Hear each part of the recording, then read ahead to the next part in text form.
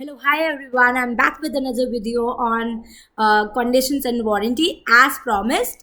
But before moving into the video, I would like you to share and subscribe to my channel and like. Also, click the bell icon for the same. So, also you can follow me on my Instagram handle. That is by the name of Classes Judicial. I'll be putting up the link in the description box.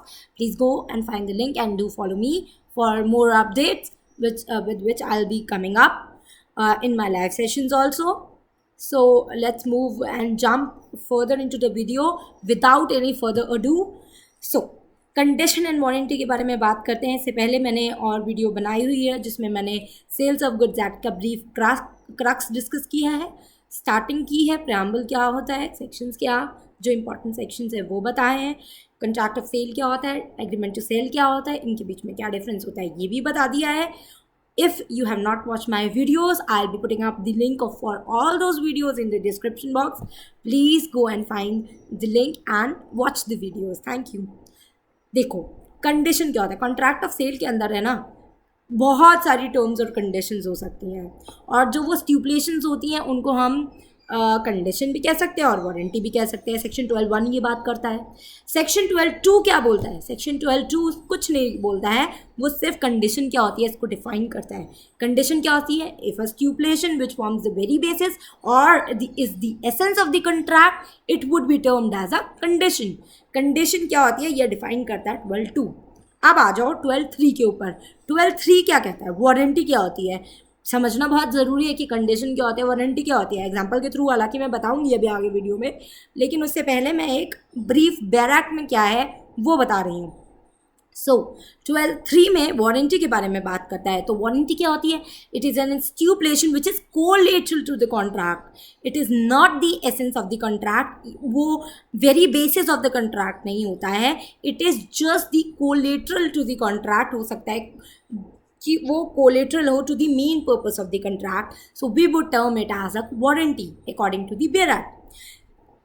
There may be various terms, and there be whether those stipulation, those terms are condition or warranty, it all totally depends upon the case to case. It depends upon the term of the contract, the very agreement which you have made, and whatever you have stated in the contract with reference to the goods, it would be treated as like you have mentioned in the contract. And section 12 further goes on to explain more about what do you mean by condition and warranty and what is the basic difference between them. So जब हम मैंने आपको बता दिया कि warranty क्या होती है, कंडीशन क्या होता है, तो जब हम इस सेक्शन के बारे में पढ़ते हैं तो अब मैं एक आपको एग्जांपल के थ्रू समझाने की कोशिश करती हूँ कि कंडीशन क्या होता है. देखो एक पर्टिकुलर प्लेंटिफ था जिसने टूरिस्ट चीज़ के लिए जाना था, अपना ट्रैवल करना था. उसको क्या कहते हैं, एक टूरिंग पर्पसेस के लिए गाड़ी चाहिए थी. तो जब वो उस गाड़ी वाले सेलर के पास गया और उससे पूछा कि मेरा पर्पस जो है गाड़ी ख़रीदने का वो ये है कि मुझे जो है एक ऐसी गाड़ी चाहिए जो टूरिंग पर्पसेस के लिए यूज़ की जा सके और वो सूटेबल हो for the touring purposes. So then in that case the defendant said कि Bugatti is a car which is very much suitable for all the purposes of touring और आप उसको ख़रीद सकते हैं.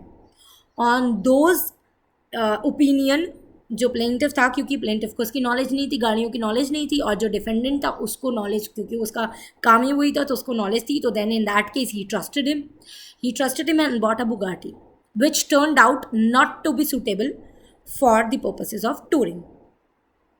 Hence in that case, because the main purpose was for the touring purposes, उसका main purpose क्या था गाड़ी खरीदने का? इसलिए नहीं खरीदनी थी कि गाड़ी खरीदनी है, इसलिए खरीदनी थी क्योंकि उसे टूरिंग के लिए जाना है और उसको इस तरीके की गाड़ी चाहिए जो कहीं भी वो लेकर जाए टूरिंग में तो वो उसको सूटेबल करे.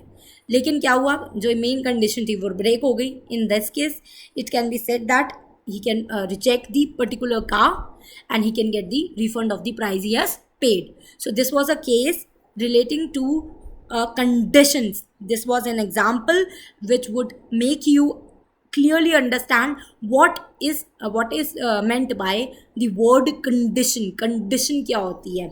So this case was Baldry versus Marshall In this case, this was held that in the case of a condition when the main purpose of the contract was the very condition, very term which was stated while making the contract, so then in that case the particular plaintiff would get the right to repudiate the contract and to avoid the contract and get the sale price back from the seller, defendant. अब warranty क्या होती है? अच्छा, warranty पे बढ़ने से पहले मैं एक और एग्जांपल बहुत छोटा सा दे देती हूँ और लड़कियों के साथ रिलेटेड एग्जांपल देती हूँ, तुम लोगों को बहुत अच्छे से समझ में आएगा।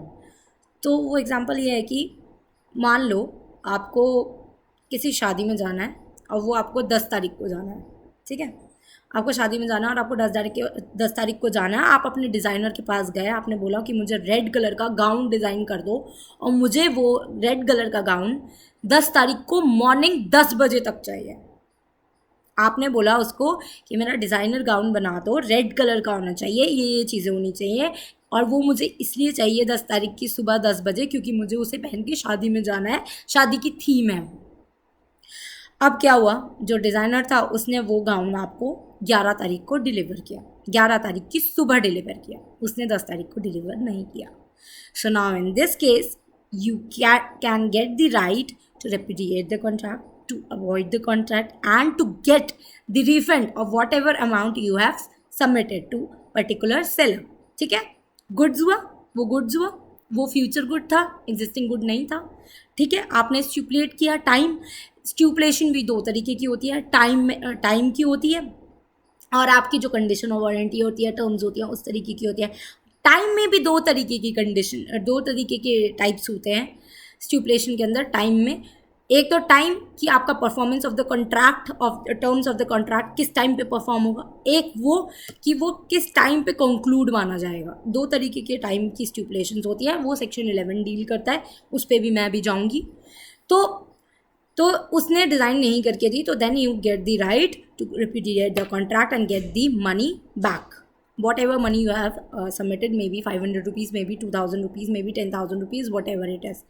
So this is condition. It was the main purpose of the contract. Now moving further on to the warranty. Warranty क्या होती है? देखो, प्लेंटिफ ने दो छोटी छोटी शिप्स खरीदी, ठीक है? प्लेंटिफ ने दो छोटी छोटी शिप्स खरीदी from the defendant and in that case क्या हुआ, उसने डिफेंडेंट की बातों पे रिलाई किया।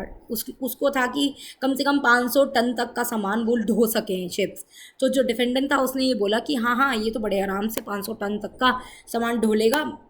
लेकिन जब उसने वो शिप खरीदी दोनों और जब उसमें वो सामान भरा तो वो 500 टन नहीं, 400 450 टन ही सिर्फ वज़न ढो पाया वो शिप। तो then in that case that was a condition. अब वो ये नहीं कर सकता कि वो शिप को वापस कर दे, ठीक है? लेकिन जो डैमेजेस उसको मिलने चाहिए, जो उसका राइट है, वो डैमेजेस क्लेम कर सकता है। शिप रिटर्न नहीं होगी बट वो डैमेजेस क्लेम करेगा जो उसको नुकसान हुआ उससे। उसने हो सकता है ज़्यादा प्राइस दी हूँ उस शिप के, यही सोच के कि वो जो है वो 500 टन तक का सामान जो है डिलीवर कर सकता है। So then in that case अब वारंटी के केस में क्या होता है, वारंटी और कंडीशन में यही डिफरेंस है।